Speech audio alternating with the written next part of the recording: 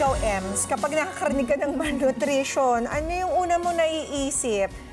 Pag talaga narinig ko na yung malnutrition, yung payat, parang butot balat na, yun talaga yung una mong may isip eh. Yung tipong hindi na nakakain ng sapat na nutrisyon, kulang na sila sa nutrisyon. Yun, kaya parang butot balat na tinatawag. Hindi naman ikaw yun. Hindi naman ikaw yun these Wag days. naman sana. Hindi, pero meron pa mga ibang simptomas eh. Bukod sa panglabas na nakaanyuan, panlabas na anyo, meron pa mga ibang sintomas sa malnutrition. Kaya napaka-importante pong malaman natin dahil kahit po hindi tayo payatin or kahit yung mga kada nating sobra sa timbang o obese, pwede ring sabihing malnourished. Kaya mga kada, panoorin po natin to. Malnutrition refers to deficiencies or excesses in nutrient intake, imbalance of essential nutrients, or impaired nutrient utilization. Ibig sabihin nito, ang kakulangan o kahigitan ng nutrisyong pumapasok sa ating katawan ay pwedeng magresulta para ang isang tao ay tawaging malnourished. Pero ang tanong, kailan masasabing ang malnutrition ay undernutrition or overnutrition? Pareho ba ang symptoms nito? Ano ang treatment para masolusyonan ang problema ng malnutrition? Usapang malnutrition ngayong araw, kasama ang ating bisitang eksperto dito sa Hello Doc!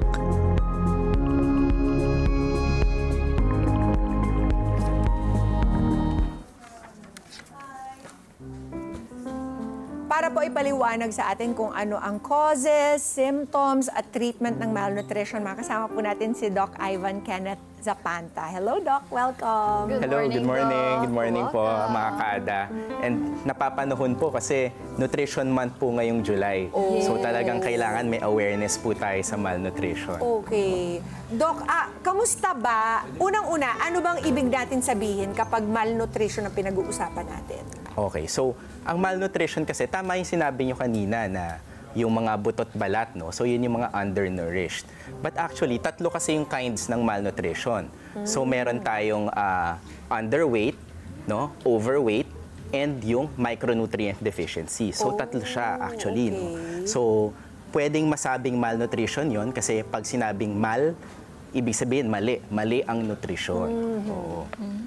Okay, so kaya pala kahit sabihin natin... Sobra sa timbang. Oo, Yes. sobra sa timbang isang tao, pwede pa rin siya maging malnourished. Yes po, kasi kung mali yung kinakain, kunyari sobra sa junk food, sa mga fast food, tapos bumibigat yung timbang, pero kulang sila sa sustansya tulad ng walang mga nutrients, vitamin C, iron, vitamin A. So, nagiging malnourished pa rin po sila. Okay. Paano, aside from that, na yun nga, hindi naman natin talaga masasabi na kapag payat ka or sobra yung timbang ay malnourished, ano pa yung ibang signs and symptoms po na Okay. pwede nating makita? Yes, so karaniwan, no, sa mga patients po natin na may malnutrition, parang nagkakaroon ng paglagas ng buhok, ganyan, or parang mabilis mapagod, hindi mabilis yung paghilom ng sugat, no? At sa mga overnourished naman, dito natin nakikita yung mga symptoms ng alta presyon, tumataas yung blood pressure, tumataas din yung blood sugar, ganyan, sa mga nagkakaroon ng diabetes. Overnourished. Overnourished na po yan. Isn't that a good thing when you think about it, when you hear it, overnourished? Yes. That's not necessarily a good thing. Oo, hindi na po. Kasi akala natin dati kung kumakain tayo ng sobrang dami, maganda ito sa kalusugan natin. Pero nakita natin in the long run na nagkakaroon ng mga problema sa sa ating katawan, tulad na nga ng mga heart disease, diabetes, no. Dala ito ng labis na pagkain ng So, mga is it the same thing as being obese or overweight? Yes, actually, the diagnosis of malnutrition has to do with the body mass index, yung timbang natin. Oo, so doon natin nalalaman kung makaklasify ba natin ang isang pasyente na underweight, normal, overweight, or obese. Nangyayari ba ito madalas? Walang pinipiling edad ba ito? Bata man, matanda, pwede mangyari? Yes, actually, bata o matanda, nagkakaroon ng malnutrition. So, kailangan mas maging aware tayo, no? Ang karaniwang nangyayari sa mga Pilipino, no, pag ang nanay undernourished, ang nangyayari yung mga pamilya na rin, yung bata, nagiging malnourished na rin. Sa ano na yun, no? Oo. Way of living, no? Dito ba sa Yes. Pilipinas, Doc, kumusta po yung ating numero ng mga malnourished nating kada? Actually, marami po tayong mataas ang prevalence ng malnutrition dito sa Pilipinas. Kaya kailangan mas ipalagana po natin yung awareness tungkol dito, yung nutrition education at screening po ng ating mga kabataan at mga adult population na rin. Patuloy siyang tumataas every year. Yes po. Oo. Doc, bakit nga ba karamihan sa mga malnourished na tao, sinasabi nating swollen ang tiyan or namamaga ang tiyan? Yes. So, karaniwan nakikita natin to sa mga batang kulang sa nutrisyon talaga. Kasi actually may term po dyan, yung pamamanas ng tiyan. Ang tawag po dyan ay kwashiorkor. Unang nakita natin sa Africa, no? Yung mga malalaki po talaga yung tiyan. No? Usually kasi kulang po sila sa protina na isang macronutrient na kailangan natin para sa proper development. No? So pag kulang sa protina, hindi nakakagawa yung liver ng tinatawag na albumin na yun yung kailangan natin para panatilihin yung tubig sa ating blood vessels. Ngayon, kung kulang yon, lumalabas na siya sa mga tiyan, namamanas na po.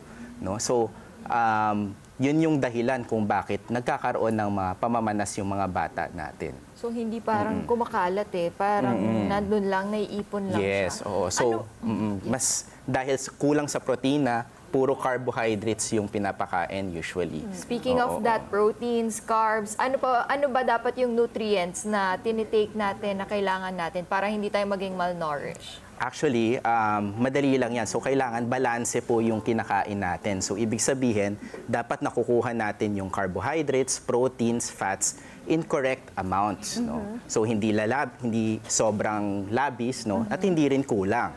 Oo. So, sa madaling paraan, pwede natin gamitin ang Pinggang Pinoy, yung pinopromote po ng DOH at FNRI. So, dapat kalahati ng ating pinggan ay mga gulay po, no? Gulay at prutas, makukulay para makuha po natin lahat ng tamang iba't ibang uri ng sustansya, no?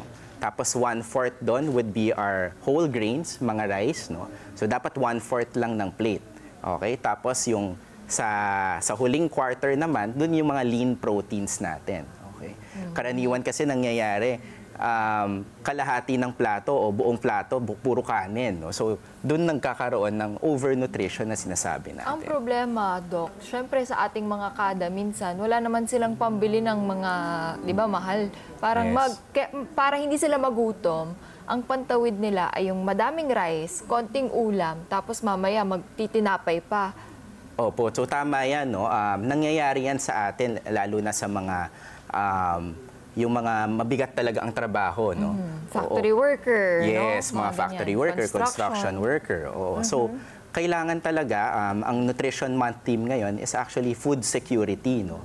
Yung parang kailangan may sapat, affordable, at abot kayang pagkain ang mga mamamayan. So, kailangan na i-edukado sila tungkol sa tamang pagkain ng portion sizes at quality ng food na kakainin. Oo, kasi sila parang, ano ba yung carbs na yan? Ano ba yung fiber na yan? Mga ganyan sila, di ba? So, siguro more on awareness na lang, pagbibigay ng kaalaman dito sa ating mga kada yung kailangan. Doc, may kinalaman ba yung age at level of activity ng isang tao para ma-determine kung anong nutrients yung kailangan ng kanilang katawan? Like you said, if your activity intensive ang iyong trabaho, you should eat more of this. Yes. Or if you're this age, medyo bawas na tayo ng ganito. Okay. So tama yan kasi una sa age, no, ang mga kabataan kailangan ng more energy and protein because they're growing, developing, no, their brains, their bone structure, ganon. Tapos sa elderly naman, sa mga adults, no, mas kinokontrol na natin yung kinakain natin kasi habang tumatanda tayo, bumabagal yung metabolism natin at hindi na tayo ganun ka-active. Ngayon naman, pag ang trabaho mo ay mabigat, no, yung trabaho o kaya sports athlete ka, tapos may mga events ka na ginagawa, so mas mataas din yung kailangan mo na nutrisyon para magawa mo yung mga activities mo at para ma-fuel ng maayos yung katawan mo. So, Depende iba siya. itsura ng pinggan Pinoy nila, gano'n. Yeah, so ang nutrition talaga is Meron actually... konting adjustments Yes, dun sa yes. 1/4, 1/2. Opo, kasi personalized po dapat talaga ang nutrition. There's no one size fits all. Hindi siya yung dekahon. So dapat tama. nagpapakonsulta tayo sa doktor, sa mga nutritionist, dietitian, para makuha natin yung ma-assess po yung tamang sukat ng nutrition na dapat sa inyo. I think naman yung ang pinakamahal dyan sa pinggan Pinoy na yan yung sources of protein. Yes. If we only concentrate on eating red meat or other kinds of meat, but in reality, marami ding mga gulay na rich in protein na hindi naman mahal. Tama. That's true. Katulad ng mga beans, mga... Monggo, ano ba yung tofu, legumes ba or legumes. legumes? Yes, Hindi ko alam yes. kung ano yung tamang pronunciation. Kasi iba-iba yung sinasabi nila. What are the examples of that? Munggo. Yes. Diba? High in Tokwa. Tokwa, munggo, mga eggplant, no? So these are the high protein vegetables, no? Na pwede natin Yes. incorporate sa pagkain natin. Oh, wala nang rason. Pati yung pinakamataas na gulat ako, pumpkin seeds. Di ba mahilig tayo kumain ng butong pakwan? Oo. Yes. Pumpkin seeds na lang kainin nyo. Mataas pa yung protein content. Diba? Gusto rin nyo naman May nginunguya-nguya. Kesa chips or anything, yun na lang no? Challenging pa kasi babalatan mo pa. Ang sarap pang kainin habang nanonood ng kada umaga. Oo nga po. So, marami alternative. Yes, milk is also a good Yes, source. it's a good source of diba? protein po. So awareness po talaga yung kailangan natin kung ano talaga yung mga pwede nating kainin. na Kailangan lang masustansya. natin maging creative. Research din. Ang dami na dyan, di ba? Pwede ka na mag-research. In just one click, malalaman mo na yan, mga kada. Pero dapat credible, di ba? Correct, katulad ni Doc. Kaya eto, patutunayan ni Doc yung mga tama nating pinaniniwalaan at pabubulaanan naman niya yung mga dapat hindi na natin pinaniniwalaan. Kaya Doc, our first item, just tell us if it's a fake or fact. Ang malnutrition daw po ay mas nangyayari sa mga bata kumpara sa mga matatanda. Fake or fact? So, ano po yan? Parang Wala kang in pinipili. between.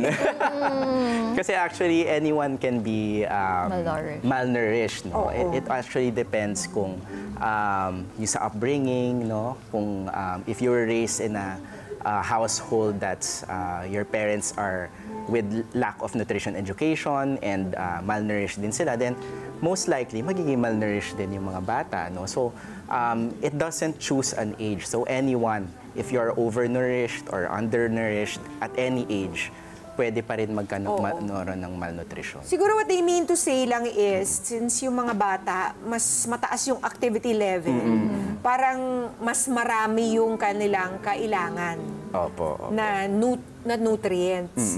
Pero yung matatanda, kailangan din nila ng nutritious food. Yes. Siguro yung serving ang babawasan lang, no, Opo. Doc? Kung Portion control. yun, Portion portions lang. Okay, next. Ang isang nanay na malnourished ay imposibleng magpa-breastfeed. Okay. So, fake po yan. wow. Fake. Oo. Kasi, Galing talaga ng mga mommy. so, even malnourished mothers are encouraged to breastfeed. No? Okay. Maaring hindi lang ganun ka-efficient po yung milk production dahil kulang sa energy and nutrients. Pero kung yun lang kasi yung mabibigay natin sa infants natin, sa mga baby natin, no? Then yun na po yung best food na pwede natin ibigay sa mga anak natin. Oo. Yeah. Kasi iniisip nila, hindi ako pwedeng magpa-breastfeed kasi malnourished. Baka wala namang mabigay na nutrients. So, mali ang ganun. May lalabas pa rin, Doc? Meron pa rin, pero of Milk? course, mas konti yung Konti. milk production. Magkano lang ang malunggay? Diba? Kumain lang kayo ng kapitbahay. maraming malunggay. Sa kapitbahay lang yun pa. Minsan hindi. Minsan, mapagbigay naman yung kapitbahay. O, di tanggapin nyo. Diba? Yun naman yung milk producers malunggay, halaan soup daw. Totoo ba yun? ano po, basta kumain lang po ng tama, no? Ang tamang dami ng pagkain, makakapag-produce yung katawan po natin. And then hydrate yourself very Hydration well, di is ba? important Kaya ina-encourage yung mga breastfeeding moms, maraming soup, uminom na maraming tubig, kumuha ng malunggay sa kapitbahay. Magpaalam. Magpaalam muna. Okay, next. Ang malnutrition daw po ay hindi pwedeng mangyari sa mga mauunlad at developed na bansa. Fake po yan. Yes! Of course, sa mga first world countries, palaganap pa rin po ang malnutrition, no? Dahil meron pa rin mga overweight and obese, no? Iba lang yung nagiging parang dimension ng malnutrition. Pero nandun pa rin ang problema. Talagang nandun sa proper food portions, yung imbalanced yung pagkain, tapos walang variety. So yun yung nangyayari in the world, no, right now. They might be eating not nutritious food and in big amounts, di ba? Dahil can afford naman sila. Dami ng temptation everywhere. Next. Ito parang alam naman natin, pero go. Kahit na nakakain mo lahat ng iyong gusto, ay pwede ka pa rin maging malnourished. Okay, so fact yan, fact. So, may mga tao kasi na parang ang gusto nilang food ay yung mga sobrang hyperpalatable, no? Na sobrang malasa. No? At karaniwan, pag ganun po yung mga kinakain, usually, ito yung mga processed food, mga fast food. No? Sarap niyan kasi, Dok, eh. Na madali lang kainin, mabilis lang, hindi mo na kailangan i-prepare, i-order mo lang. So, pag ganito yung nagiging sitwasyon, prone po tayo sa micronutrient deficiencies, no? Hindi natin nakukuha yung mga proper vitamins and minerals at pwede rin magkaroon ng ng overnourishment. Paano pala yun, Doc? Obesity. Last na lang, halimbawa, mahilig naman sa vitamins, doon na lang kinukuha. Okay ba yun? Meron bang na-over din doon? Opo, actually, pag anything na sumusobra tayo sa pag-intake, nagiging masama rin sa ating katawan, no? So, dapat umiinom lang tayo ng mga supplements pag talagang kailangan po natin at pag may sign ng deficiency. Again, supplement lang sila. Yes, Hindi sila yes. dapat yung main. Yes, as much as possible, we get all the nutrients in the food that Let's we eat. eat the nutrients, not drink it. No? Yes, yes. Oo, kasi if you're malnourished, imagine that. You will have changes in your skin, hair, and nails. Anong magiging itsura nun, Dok? So, nagiging Pati brittle color? yung skin, no? Dry skin, brittle hair, brittle nails, no? Ayaw. Nag-iiba rin yung kulay. no? Pangit kayo niyan. Ay, very You have to wrong. eat healthy. No, no. Oo. At saka cognitive difficulties, mahirap mag-isip. Yes, Slow. nagkaka-brain fog, ganyan. Yan. Brain fog. Oo. Tapos, moody. Ay. Mas lalong ayaw natin yan. Mapapaaway tayo niyan kapag tayo ay moody. Kaya dapat tamang nutrisyon ang ating kinakain. Di ba, Doc? Opo, tama. So, Meron pa po ba kailangan- kayong advice sa ating mga Yes. kada about this malnutrition? Yes, so ngayong Nutrition Month, pinopromote po natin na dapat ang pagkain po natin palaging balanse in tamang portions, no? With variety. So, iba-iba dapat laging kinakain natin. And moderation. So, dapat hindi labis, hindi kulang. At aware sa kung anong kinakain. Yes, of course. Kaya Doc Ivan, for people who need specialized meal plans or any other questions about malnutrition or otherwise, saan po ba kayo pwedeng Okay, so ma-reach? you can reach me at my social media. That's Ivan Zapanta, MD. In Facebook or Instagram, no? And I also have my clinic in several hospitals here in Metro Manila. Maraming salamat, Doc. Thank you po. Thank you so much for having me and Happy Nutrition Month to all of you. Happy Nutrition Month, Yes. Doc. Mga kada, ang malnutrition po ay sakit hindi lang ng tao, kundi ng buong lipunan. Tama. Bukod po sa disiplina sa sarili para makuha natin ang sapat na nutrisyon na kailangan ng ating katawan, dapat ay kasama rin ang lipunan na tumutulong para masiguro na sapat ang kaalaman ng lahat para malabanan ang problema ng malnutrisyon. At sana, di ba, problema rin yan ng lipunan dahil kailangan ma-afford ng lahat Tama. ang nutritious na pagkain. Kaya, Doc, maraming salamat sa kaalaman. Yes, thank you po. I hope this leads our kadas to make more informed choices about the food that they eat.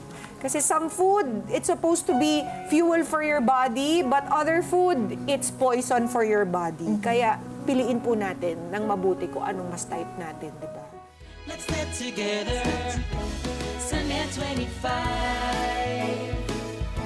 Sunday 25.